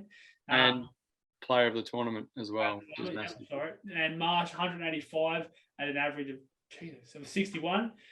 Finch 135 with an average of 19. Stoyan 80 runs for an average of 80, assuming he only got out once or didn't get out at all. I think that was the best average of the tournament as well. Yeah, I mean, did he get out once, I assume, or not at all? So well done to Stoyan. Yeah, well done. Wade 74 with an average of 74 as well, with a World Cup victory under his name, personally to him. Smith 69 runs total. Apparently he doesn't deserve an average on me. Maxwell 64 as well. Top wicket takers, Zampa with 13. Josh Hazel with 11, which is probably the biggest shock for us all. Stark with 9. Cummins with 5. And we're the World Cup winners, boys. How good was that? Brilliant. It's amazing. Very good. So good to be result. live to see that happen. Yep. 100%. World champs. Yeah, all right. Well, that just about wraps it up. Just a question that I want to throw to you boys before we wrap up as well. I heard this sort of during the week, and I wanted to get your guys' opinion on it real quick before we wrap up. I'm going to be late for cricket training, but that's all right. Half an hour. Justin Langer, I don't know about you guys. I know I was certainly sort of almost calling for his head and saying, his contract's up just after the Ashes. We probably won't see him again. An interesting thing I heard was a few different things. So one, there's never this much spotlight on a coach, and for as long as I've been following cricket, just a few little things like, was it Mickey Arthur or whatever, the homework, all that. So you hear them little things, but apart from that, you don't really hear much from the coach. There's a lot of talk. I don't know if it's because of the test or what it was, but there's a lot of talk around Justin Langer, more so than what there is for usual cricket coaches, in my opinion, and what I've seen and heard.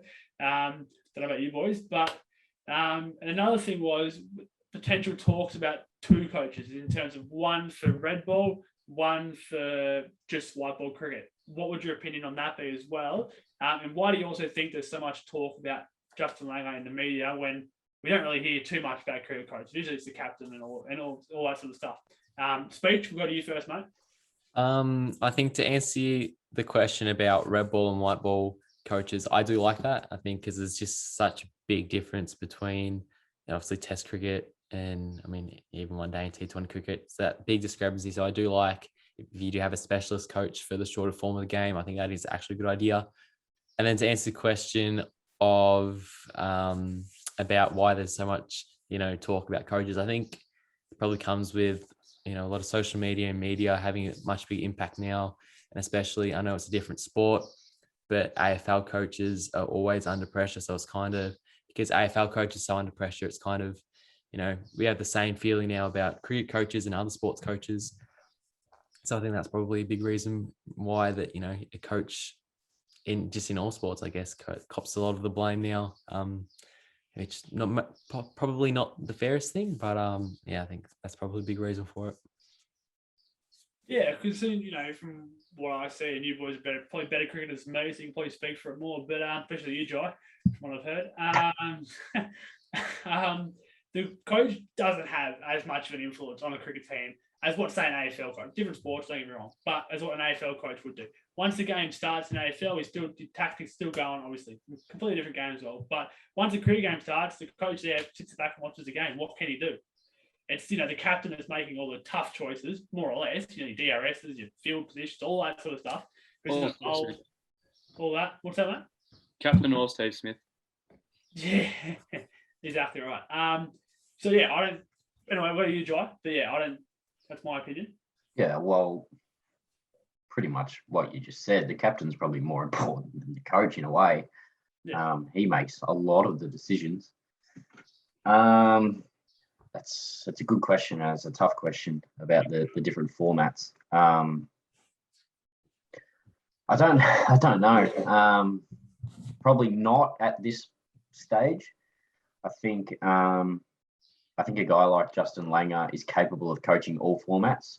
I think we've got guys like, Ricky Ponting, Matty Hayden, who's at Pakistan now. These are guys who can coach any form of cricket. So I don't see why we need two different coaches. And on Justin Langer himself, I think a lot of the criticism came with the way that we were playing before the World Cup. And I'm now, having won it, I think it's taken a lot of people by surprise. And one of the players, I think it was Stoinis, said how much love there is amongst the group at the moment. There doesn't look like there's any, ill feelings in the dressing room.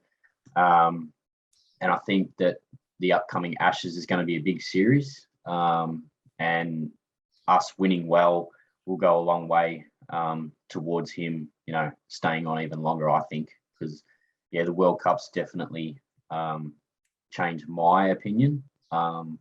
When we discussed it a couple of episodes ago about where he might be in 12 months' time. So I think, after the Ashes, it'll become a little bit more clearer. Yep. No, also, mate, I think as well, like with that Bangladesh sort of series that we've done, and also another side note, I don't think it makes it easy for himself with the little sort of things here or there that sort of picked up by the media in terms of his sort of temperament and all that, his temper and all that sort of stuff. But then I think the way we beat Bangladesh in this World Cup also showed, I think, the importance of a few of them key players that, the coach can only do so much with what he's got as well. I think, I was going to say, I think it was very hard done by with those series, like the Bangladesh one and the West Indies one, with the team that we had. The team that played in the World Cup is very different to the ones that were playing previously. So yeah, absolutely. I mean, we wouldn't have went anywhere near it, I think, with the team from them series. No. One now. Aiden, do you remember all the questions that I asked? I do. Obviously, we talked about JL a lot in a earlier episode, and I talked heaps about him, so I'm not going to go back over that. All I'll say is he's a big personality. I think he wants to be in the spotlight. That's very Justin Langer, at least from my point of view.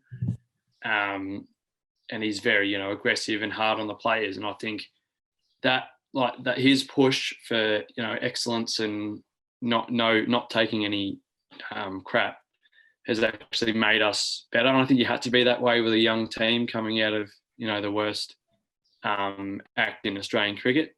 Like, I went over that. So, and I think it brings them closer. Like, I think he's a really good coach to bring that togetherness, which Stoinis is talking about. So that's, in terms of why he gets that, then that's on him. That answers that.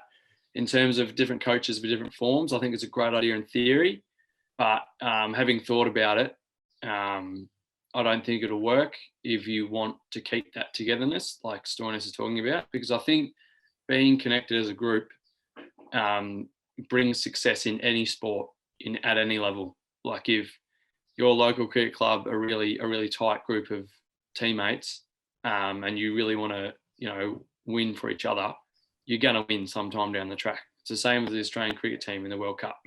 And I think that hurt us a lot when we weren't winning.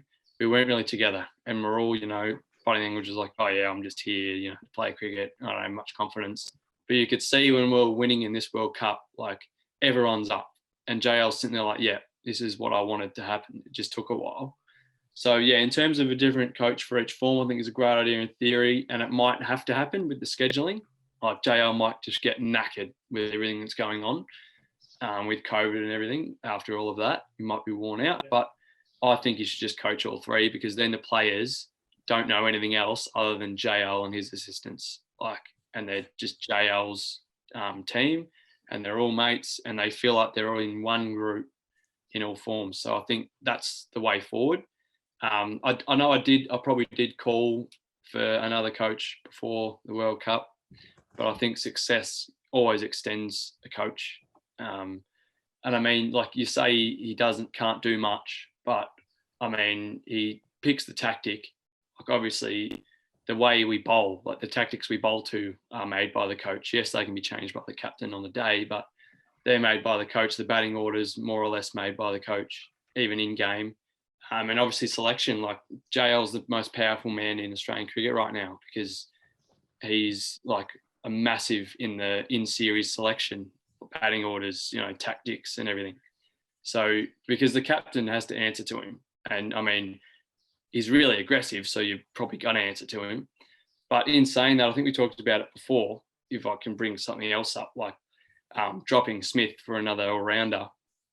I just wrote down, like, as soon as I was, listening to our conversation there, like, what a luxury it is to be talking about dropping a batsman, because we're that set on our batting in the form, because I haven't seen us like that set for a while. Like I was talking about adding a batsman, and now we're talking about adding another all-rounder in, because our bowling's like to strengthen our bowling. So, I just wanted to add, like, what a luxury that is, that now our batting's standing up. And I think that's what makes selection even more exciting, because, how you make up your team is different to almost every country and every team that goes around. Yeah, well said, man. Yeah, absolutely. All right. Nothing else to add, I don't think, is there, boys? Oh, pretty much you nailed that. All right, that's about it. Aussies. Go the Aussies. Yeah, it's obviously quite a long episode, so we'll get another one out fairly soon. Obviously, the Ashes starting on the 8th of December.